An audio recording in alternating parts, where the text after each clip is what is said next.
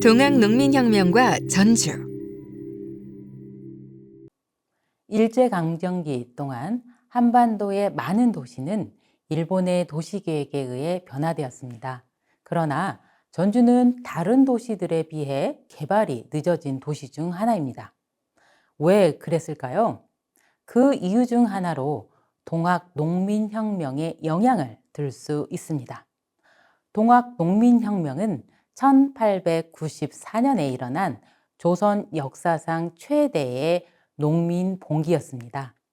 그러나 단순한 농민들의 반란이 아닌 조선 역사상 최대의 농민혁명이라 불릴 정도로 중요한 사건이죠. 또 비록 실패는 했지만 신분제 폐지와 사회개혁의 가치를 제시하며 한국 근대사에서 중요한 전환점을 마련했습니다.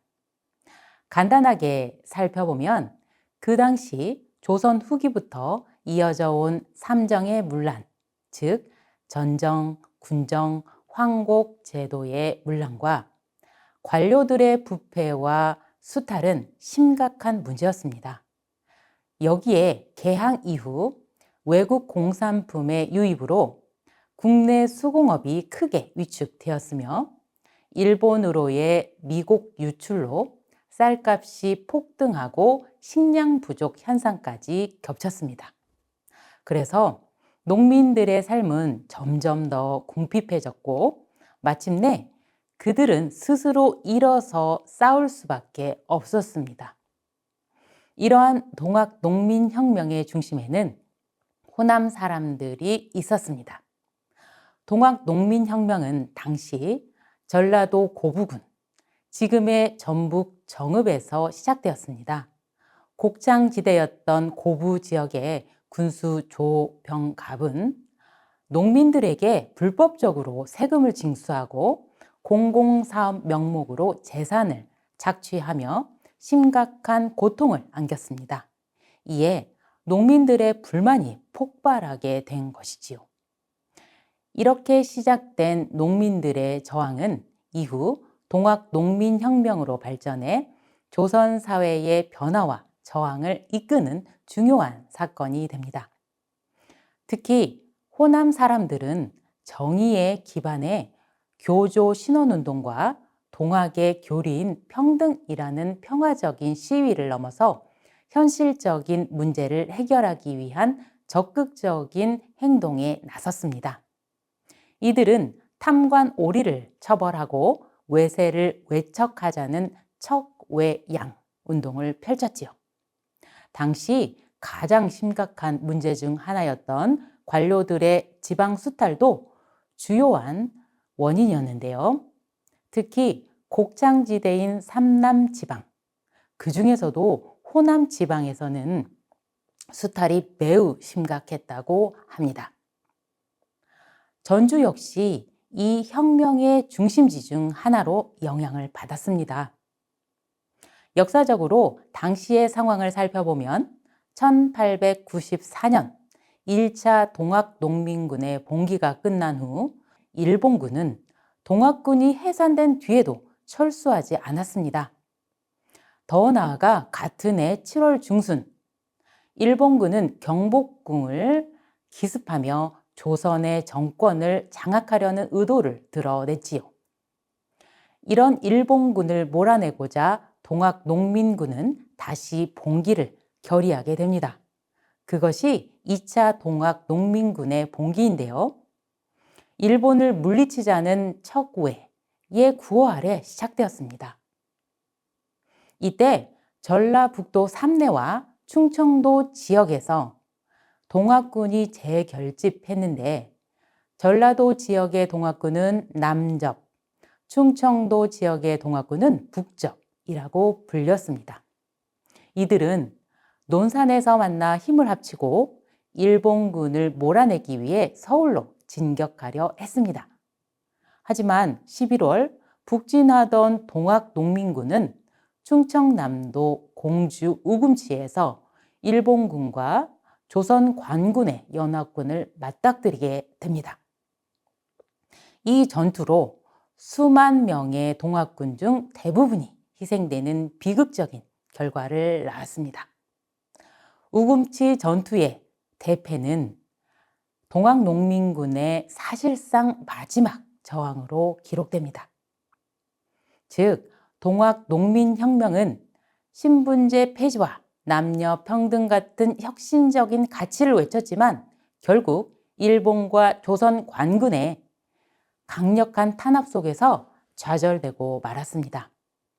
이듬해인 1895년에는 왕비 민씨가 일본에 의해 시해되는 을미사변이 일어났고 결국 1910년에 나라를 빼앗기게 되었습니다.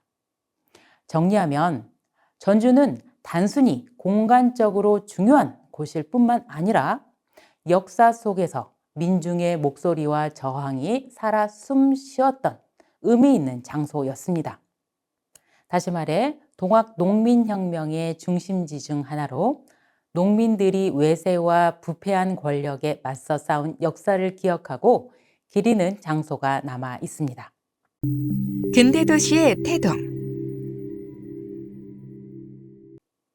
한국의 많은 주요 도시는 1876년 일본이 조선을 강제로 개항시키며 체결한 강화도 조약 이후 서구적 도시계획의 영향을 받기 시작했습니다. 이 조약을 계기로 문호가 개방된 근대 개항기부터 일제강점기에 이르기까지 도시는 큰 변화를 겪었습니다. 특히 대한제국기에는 근대적 도시계획이 처음으로 시도되었지요. 하지만 이러한 시도는 길게 이어지지 못했습니다. 한반도가 일제의 실질적인 식민지가 되면서 근대적 도시계획은 일제에 의해 식민지 근대화 사업의 일환으로 진행되었습니다. 다시 말하면 식민 지배를 효율적으로 실행하기 위한 공간으로 재구성되었다고 말할 수 있습니다.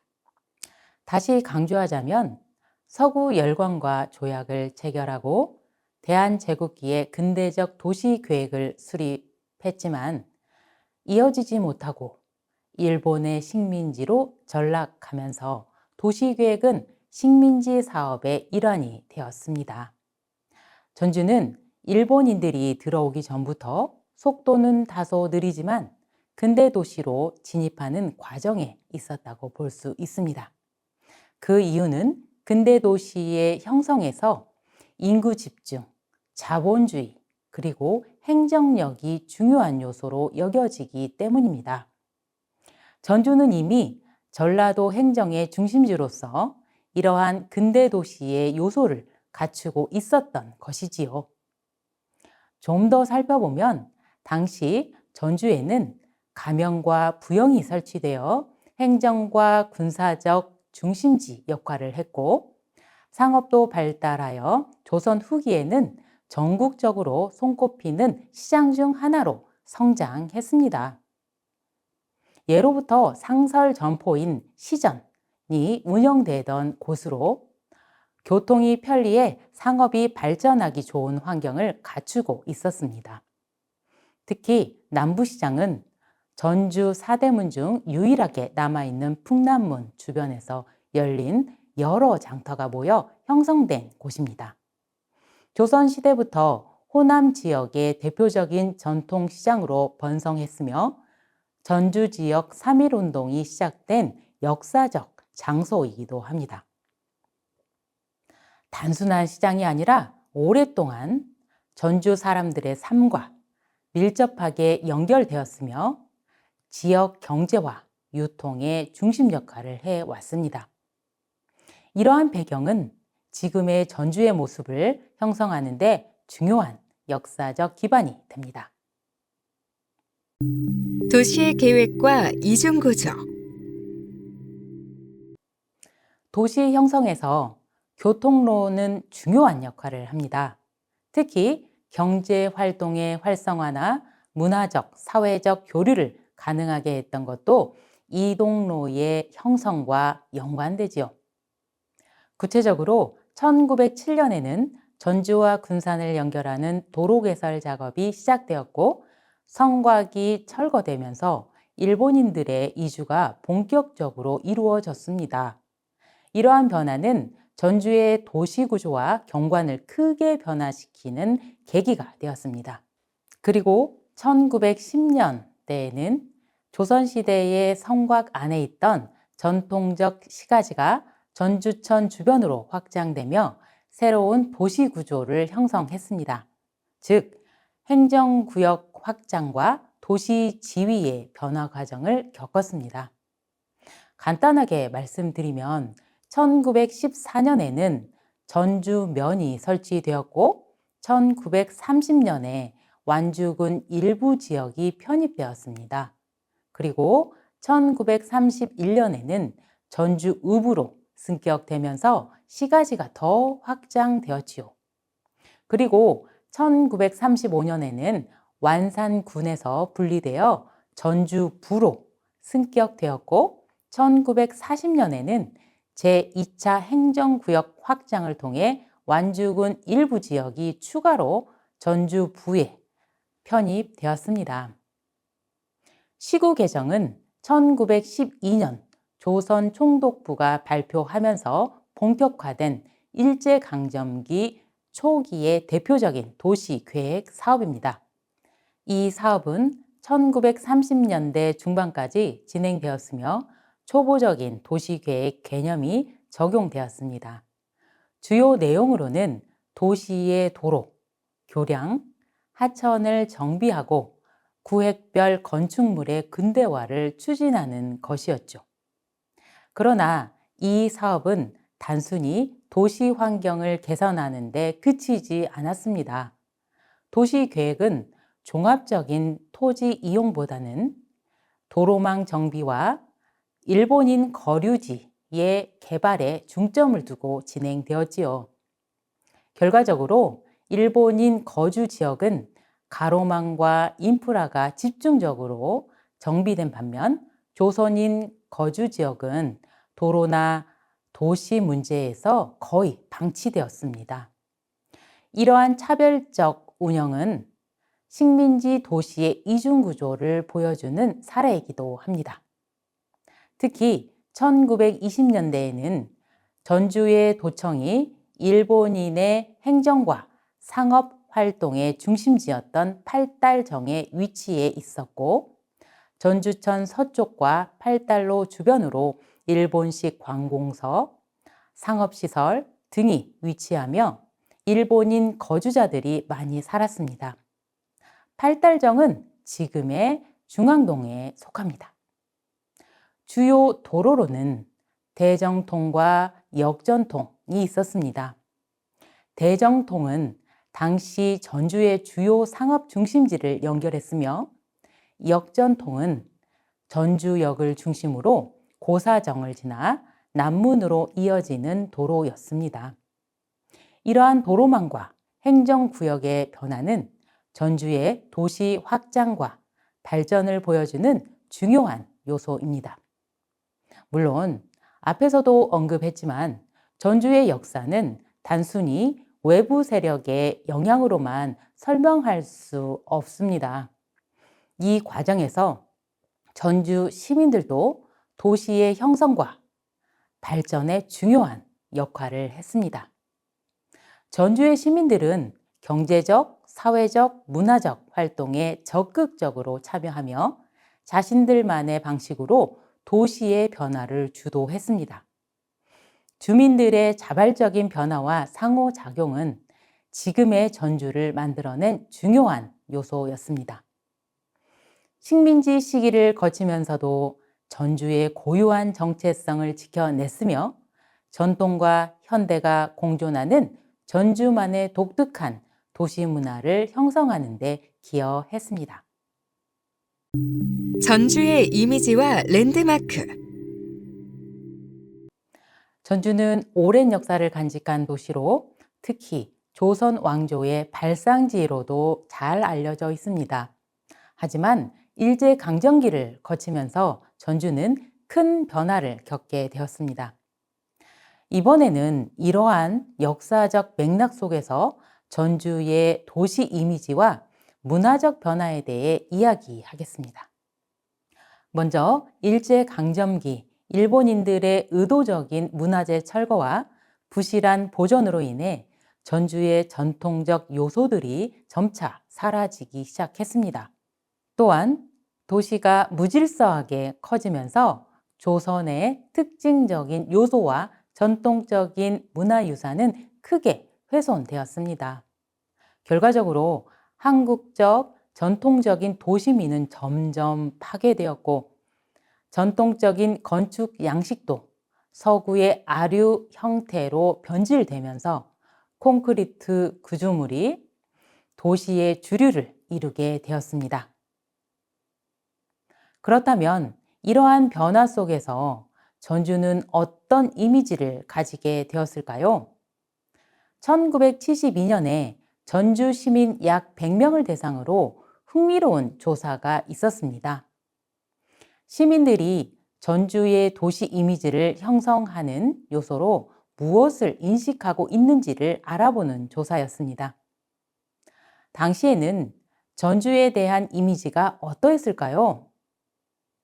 50여 년이 지난 지금과 얼마나 다를까요? 이 논문에서는 전주의 역사를 1908년 이전, 조선시대를 제1기로 1909년부터 1945년까지, 일제강점기를 제2기, 1946년부터 1961년까지, 침체기를 제3기, 그리고 1962년부터 1971년까지 근대화 과정을 제4기로 나누고 있습니다. 이 논문에서 흥미로운 부분을 잠깐 살펴볼까요? 전주의 랜드마크라고 생각하는 것이 무엇인지를 묻는 질문인데요. 그 답변을 통해 1960에서 70년대 전주의 핫플레이스를 상상해 보겠습니다. 결과를 살펴보면 1908년 이전에는 풍남문, 경기전, 조경단의 전통 건축물이 전주를 상징한다고 생각하는 사람들이 많았습니다. 1908년에서 1945년 사이는 조선식 구조물인 풍남교동 한옥군, 전주역 취향정과 서양식 구조물인 전동성당, 1945년부터 1971년까지는 조선식 구조물인 완산칠봉 팔각정과 수당문, 서구식 구조물로는 미원탑과 도청 건물을 전주를 상징하는 대표 건축물로 보았나 봅니다. 정리하면 경기전, 조경단, 풍남문 등 전주의 대표적인 랜드마크들은 조선의 아름다움과 역사적 의미를 잘 보여주는 사례로 언급되었습니다. 그리고 전동성당, 전라북도청 청사, 미원탑은 각각 전주의 특정 시기와 맥락을 반영하며 전주의 독특한 경관을 이루는데 중요한 역할을 하고 있었습니다. 특히 전동성당은 전주에서 유일한 고딕 양식 건축물로 당시에는 낯설고 이질적인 인상을 주었을 가능성이 큽니다. 하지만 시간이 지나면서 전동성당은 풍남문과 경기전 사이에 자리 잡으며 전주 랜드마크 군의 일부로 자리매김했습니다. 또 지금은 사라진 전라북도청 청사는 이전 전라가명의 전각 일부를 헐며 만든 부지에 세운 건물입니다. 1951년 화재로 소실된 기존 건물을 대신하여 재건된 건축물입니다. 이 건축물은 국제 건축 양식을 따랐는데 기능성에 초점을 맞춘 구조로 전주의 전통적인 건축미와는 거리가 있습니다. 그러나 지방자치의 중심 기관으로 도시에서 중요한 역할을 하고 있으며 그 앞에 위치한 광장과 함께 전주의 랜드마크 역할을 하고 있었습니다. 마지막으로 미원탑은 1967년 팔달로 시청 내거리에 설치된 조미료인 미원을 선전하는 광고 철탑으로 밤하늘을 밝히는 네온 사인으로 전주 시민들에게 강렬한 인상을 남겼습니다. 당시 친구나 연인, 시민들의 만남의 장소로 인기였다고 합니다.